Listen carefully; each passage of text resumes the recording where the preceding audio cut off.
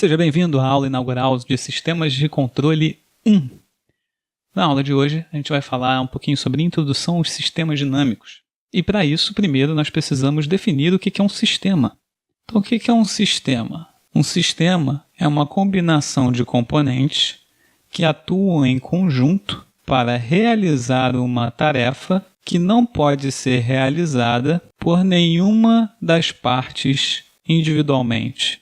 Para a engenharia, os sistemas de interesse são, em geral, aqueles em que há alguma forma de transferência de energia.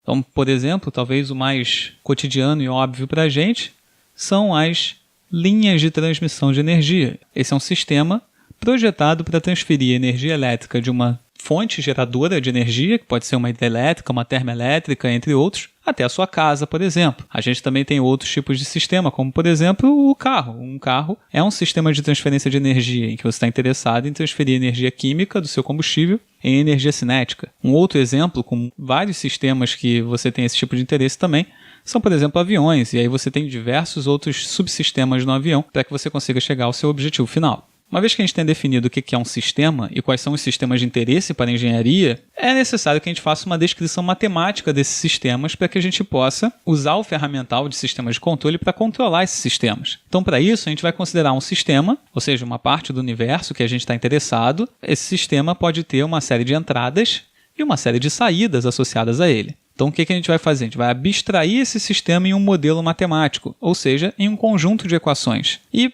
esse modelo matemático, assim como o sistema original, vai ter uma série de entradas e uma série de saídas desse sistema também. Então, o nosso objetivo é criar essas equações, esse modelo matemático que relacione as saídas com as entradas do sistema. Vamos ver alguns exemplos em que a gente possa fazer isso. O primeiro, divisor de tensão resistivo. Então, vamos considerar o seguinte circuito. A gente tem uma fonte e dois resistores conectados em série. Qual é o valor de tensão que eu tenho em cima do resistor R a partir do valor de tensão da fonte? Então, vou considerar como entrada a minha fonte de tensão, V, e como saída a tensão sobre o resistor R. Então, a ideia é expressar a saída em função da entrada nesse sistema. Como esse é um divisor de tensão, a tensão sobre o resistor R vai ser R sobre a soma, R mais R, vezes a tensão de entrada V. Então, esse é o nosso modelo matemático para esse circuito, ou para esse sistema. A gente pode fazer a mesma coisa considerando um outro tipo de sistema, que é um sistema conhecido como massa-mola. Como é que funciona esse sistema? Suponha que eu tenho um anteparo e uma massa. Essa massa pode se mover livremente no eixo horizontal, e essa massa está conectada a um anteparo por uma mola. Então, a gente vai considerar como entrada do sistema uma força que eu posso aplicar à massa e, como saída, o deslocamento do corpo horizontalmente em relação à posição de repouso, que é quando a mola não está nem esticada nem comprimida. Vamos considerar que esse corpo possui uma massa m. Para facilitar, a gente também vai supor, como hipótese, que o atrito seja desprezível. Para que a gente possa modelar esse sistema, nós precisamos fazer uso das leis de Newton. A entrada do meu sistema, que é a força que eu estou aplicando no meu sistema, menos a constante elástica da mola vezes o deslocamento desse corpo em relação à posição de equilíbrio, vai ser igual a massa vezes a aceleração desse corpo. Se olharmos para a expressão que nós obtivemos, nós conseguimos identificar nessa equação a entrada do meu sistema,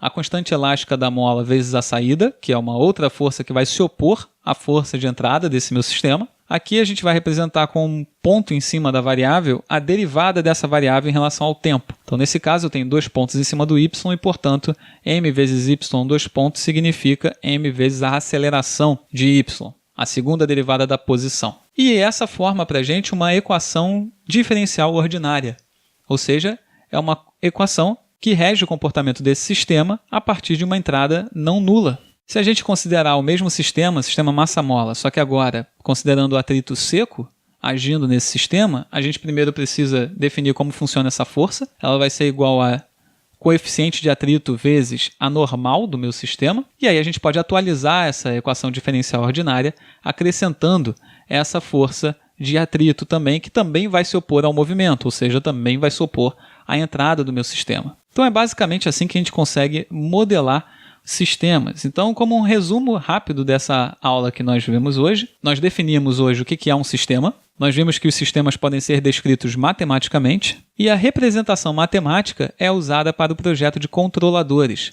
Então, nós vamos aprender ao longo desse curso como controlar esses tipos de sistemas, ou seja, como fazer com que esses sistemas se comportem da maneira desejada, modificando a entrada desses sistemas para que a gente possa obter uma saída, uma resposta desses sistemas de acordo com o desejado. Na próxima aula, a gente vai ver algumas classificações de sistemas e vamos conhecer também o tipo de sistemas que nós vamos trabalhar ao longo desse curso inteiro. Então, até a próxima aula e continue acompanhando o curso de Sistemas de Controle 1 aqui no vidaestudantil.com.